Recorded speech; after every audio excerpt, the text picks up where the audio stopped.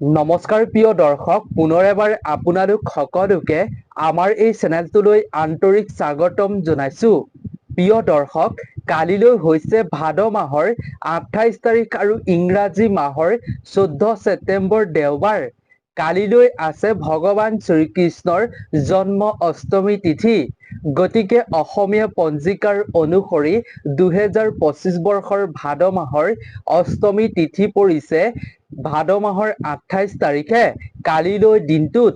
গতিকে প্ৰিয় দৰ্শক, আপুনি যদি কালিলৈ প্ৰভু শ্ৰীকৃষ্ণৰ জন্ম অষ্টমী তিথিৰ দিনটোত যদি আপুনি কিছুমান কথাৰ প্ৰতি লক্ষ্য ৰাখিব পাৰে আৰু কিছুমান কাম যদি আপুনি কৰাৰ পৰা বিৰত থাকিব পাৰে, তেতিয়াহ'লে প্ৰভু শ্ৰীকৃষ্ণৰ কৃপা আপুনি লাভ কৰিব পাৰিব। আপুনি প্ৰভু শ্ৰীকৃষ্ণৰ লগতে দেৱী লক্ষ্মীৰ কৃপাও লাভ কৰিবলৈ সক্ষম হ'ব পাৰিব। আজিৰ ভিডিঅ'টোত আমি আপোনালোকৰ লগত শাস্ত্ৰ সম্বন্ধীয় কেইটামান প্ৰতিকাৰ দিম, যি কেইটা প্ৰতিকাৰ আপুনি এই কালিলৈ জন্মাষ্টমীৰ দিনটোত কৰাটো খুবেই শুভ। শাস্ত্ৰৰ এই প্ৰতিক্ৰিয়া কেইটা যদি আপুনি কৰিব পাৰে কালিলৈ দিনটোত, তেতিয়াহ'লে আপোনাৰ জীৱনৰ পৰা বহুতো বাধা বিঘিনি সমস্যা নাইকিয়া হৈ পৰিব। আপোনাৰ ঘৰত যদি ভগৱান শ্ৰীকৃষ্ণৰ ফটোৰ মূৰ্তি আছে, গোপালৰ ফটোৰ মূৰ্তি আছে, তেন্তে আপুনি আজিৰ ভিডিঅ'টো সম্পূৰ্ণকৈ চাই এই প্ৰতিকাৰ কেইটা জনাটো খুবেই জৰুৰী। লগতে আপুনি এই দিনটোত ভুলতো এটা বস্তু কেতিয়াও নাখাব। এনে বস্তু এই দিনটোত খোৱাটো অশুভ বুলি শাস্ত্ৰত কোৱা হৈছে। আপুনি এই দিনটোত কি কাম কৰিব লাগিব, কি কাম কৰিব নালাগিব আৰু কোনটো বস্তু আপুনি কেতিয়াও খাব নালাগিব জন্মাষ্টমীৰ দিনটোত কালিলৈ, আজিৰ ভিডিঅ'টোত আমি সুন্দৰভাৱে আপোনালোকৰ লগত সকলোবিলাক কথা শ্বেয়াৰ কৰিব খুজিছো। গতিকে প্ৰিয় দৰ্শক, ভিডিঅ'টোৰ মাজলৈ আগবঢ়াৰ পূৰ্বে আপুনি কমেণ্টত ভগৱান শ্ৰীকৃষ্ণৰ নাম অৱশ্যেই স্মৰণ কৰিব। লগতে ভিডিঅ'টোত আপুনি এটা লাইক কৰিব বুলি আশা কৰিলো। আৰু যদি আপুনি শাস্ত্ৰ সম্বন্ধীয় এনেধৰণৰ নতুন নতুন নজনা কথাসমূহ জানিব বিচাৰে, প্ৰতিকাৰসমূহ আপুনি জানিব বিচাৰে, তেন্তে আপুনি এই চেনেলটো অৱশ্যেই ছাবস্ক্ৰাইব কৰি ৰাখিব। প্ৰিয় দৰ্শক, প্ৰতি বছৰে ভাদ মাহৰ ৰোহিণী নক্ষত্ৰৰ অষ্টমী তিথিৰ দিনটোত পালন কৰি অহা হৈছে জন্মাষ্টমী। এই দিনটোত ভগৱান শ্ৰীকৃষ্ণৰ জন্ম হৈছিল। গতিকে এই দিনটোৰ মহত্ব শাস্ত্ৰৰ অনুসৰি বহুত বুলি কোৱা হৈছে। এই দিনটোত যি মনুষ্যই ভক্তি মনেৰে এই কাম কৰিব, সেই মনুষ্যৰ জীৱনত কোনো ধৰণৰ বাধা কেতিয়াও নাহে। দৰ্শক, কেৱল ইমানেই নহয়, আপুনি এই শাস্ত্ৰ সম্বন্ধীয় যদি এই দিনটোত প্ৰতিকাৰ কেইটা কৰিব পাৰে, তেতিয়া আপোনাৰ দুৰ্ভাগ্য জীৱনৰ পৰা দূৰ হ'ব। লগতে আপোনাৰ ঘৰখনত ধন সম্পত্তিও বৃদ্ধি পাবলৈ আৰম্ভ কৰিব।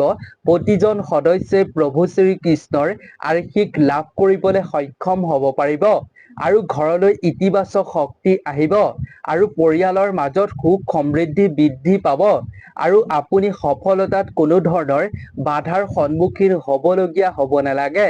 জন্মাষ্টমীৰ কালিলৈ দিনটোত এই প্ৰতিক্ৰিয়া কেইটা কৰাটো অতি ফলদায়ক বুলি শাস্ত্ৰত গণ্য কৰা হৈছে। গতিকে প্ৰিয় দৰ্শক, আহক আমি বেছি পলম নকৰি কালিলৈ প্ৰভু শ্ৰীকৃষ্ণৰ জন্ম উৎসৱৰ এই দিনটোত আমি কি কাম কৰিব লাগিব, কি কাম কৰিব নালাগিব আৰু কোনটো বস্তু খাব নালাগিব তাৰ বিষয়ে জানি লওঁ।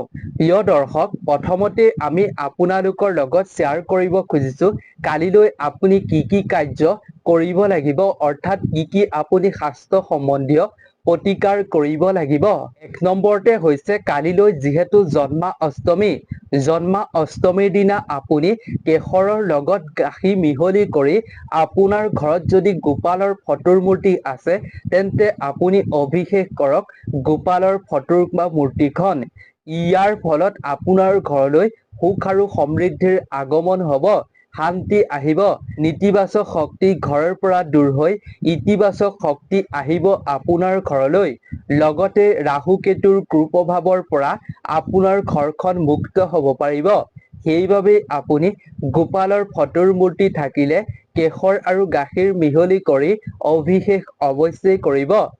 ২ নম্বৰৰ প্ৰতিকাৰটো হৈছে, যদি আপোনাৰ ঘৰত গোপালৰ ফটোৰ বা মূৰ্তি আছে, তেন্তে আপুনি গাখীৰ তেওঁৰ চৰণত অৰ্পণ কৰক। এনে কৰিলে আপোনাৰ ব্যৱসায়ত উপাৰ্জন দুগুণ বৃদ্ধি হ'ব। প্ৰিয় দৰ্শক, আপুনি যদি এই জন্মাষ্টমীৰ দিনটোৰ পৰা শুক্ৰবাৰৰ দিনটোলৈকে একেৰাহে আপুনি গাখীৰ দান কৰিব পাৰে, তেতিয়াহ'লে আপোনাৰ কৰ্মস্থানত আপুনি দুগুণ উন্নতি একেবাৰে কৰাটো নিশ্চিত। আপোনাৰ ভাগ্যৰ দুৱাৰ মুকলি হৈ উঠিব। পাৰিলে আপুনি দান কৰিবলৈ চেষ্টা কৰিব। 3 নম্বৰৰ প্ৰতিকাৰটো হৈছে প্ৰিয় দৰ্শক, কালিলৈ জন্মাষ্টমীৰ দিনা আপুনি ৰঙা চন্দনৰ সৈতে সূতা পাতত আপুনি শ্ৰী লিখিব আৰু শ্ৰী লিখি আপুনি নাদ্ৰু গোপালক আপুনি অৰ্পণ কৰিব। ইয়াৰ পাছত আপুনি সেই পাতটো আপোনাৰ ঘৰৰ ধন থোৱা ঠাইত ৰাখিব পাৰে। ইয়াৰ ফলত ধন সম্পত্তি আপোনাৰ ঘৰত বৃদ্ধি হ'ব। আই লক্ষ্মীৰ অসীম কৃপা আপোনাৰ ওপৰত পৰিব। 4 নম্বৰৰ প্ৰতিকাৰটো হৈছে প্ৰিয় দৰ্শক, কালিলৈ জন্মাষ্টমীৰ দিনা আপুনি নিশা অৰ্থাৎ ৰাতি আপুনি কিছুমান ব্যৱস্থা গ্ৰহণ কৰিব পাৰে। কিছুমান প্ৰতিক্ৰিয়া কৰিলেও আপোনাৰ মনৰ ইচ্ছা পূৰ্ণ হ'ব আৰু আপুনি আৰ্থিকভাৱেও উন্নতি হ'ব পাৰিব। গতিকে আপুনি তাৰ বাবে জন্মাষ্টমীৰ দিনা নিশা আপুনি ভগৱান শ্ৰীকৃষ্ণক পূজা অৰ্চনা কৰাৰ সময়ত আপুনি তেওঁৰ প্ৰিয় বস্তু আপুনি অৰ্পণ কৰিব পাৰে। আপুনি তেওঁৰ প্ৰিয় বস্তু যেনে বাঁহী অৰ্পণ কৰিব পাৰে, মৌৰা পাখি অৰ্পণ কৰিব পাৰে, ভোগ অৰ্পণ কৰিব পাৰে। তেনে কৰি আপুনি তেওঁক সন্তুষ্ট কৰিব পাৰিব। ইয়াৰ ফলত আপুনি খুব জীৱনত ভাল ফল পাবলৈ সক্ষম হ'ব। ভগৱান শ্ৰীকৃষ্ণৰ আশীষ আপোনাৰ ওপৰত থাকিব। আপুনি যদি এই সময়খিনিত ভগৱান শ্ৰীকৃষ্ণক এটা বাঁহী অৰ্পণ কৰে, তেতিয়া আপোনাৰ ওপৰত ভগৱান শ্ৰীকৃষ্ণ আকৰ্ষিত হ'ব আৰু দুহাতেৰে আপোনাক আশীষ প্ৰদান কৰিব। 5 নম্বৰতে হৈছে আপুনি কালিলৈ জন্মাষ্টমীৰ দিনা ৰাতিপুৱা সোনকালে সাৰ পাই উঠি গোপালক আপুনি স্নান অৱশ্যেই কৰাব আৰু তাৰ পাছত আপুনি চাফ চিকুণ কৰি আপুনি বাল গোপালক পূজাৰ ব্যৱস্থা কৰি আপুনি পূজা অৰ্চনা কৰিব। বিশুদ্ধতা প্ৰথমেই আপুনি কৰি ল'ব। ইয়াৰ লগতে আপুনি মনত ৰাখিব, যিখিনি আপুনি জল বা পানী ল'ব সেইখিনি যাতে সম্পূৰ্ণ পৰিষ্কাৰ পানী হয়। পৰিষ্কাৰ পানীৰেহে আপুনি তেওঁক স্নান কৰাব। লগতে আপুনি ভগৱান শ্ৰীকৃষ্ণৰ পূজাত একেবাৰে সতেজ ফুলহে ব্যৱহাৰ কৰিব। লগতে আপুনি যি পূজাত চাকি বন্তি জ্বলাব, সেই চাকিৰ পাত্ৰটো যি পাত্ৰত চাকি জ্বলাব সেইটো তাম বা পিতলৰ বা মাটিৰ পাত্ৰ হোৱাটো খুবেই জৰুৰী। ইয়াৰ প্ৰতি আপুনি লক্ষ্য ৰাখিহে চাকি বন্তি জ্বলাব প্ৰভু শ্ৰীকৃষ্ণৰ শ্ৰীচৰণত। 6 নম্বৰতে হৈছে, যদি আপোনাৰ বিবাহিত জীৱনৰ সম্পৰ্ক মধুৰ কৰিব বিচাৰে, তেন্তে পতি পত্নীয়ে একেলগে শুদ্ধ মনেৰে পবিত্ৰ হৃদয়েৰে ৰাধা কৃষ্ণক তেওঁলোকে পূজা অৰ্চনা কৰিব লাগে। ইয়াৰ দ্বাৰা তেওঁলোকৰ সম্পৰ্ক মধুৰতা বৃদ্ধি পাব।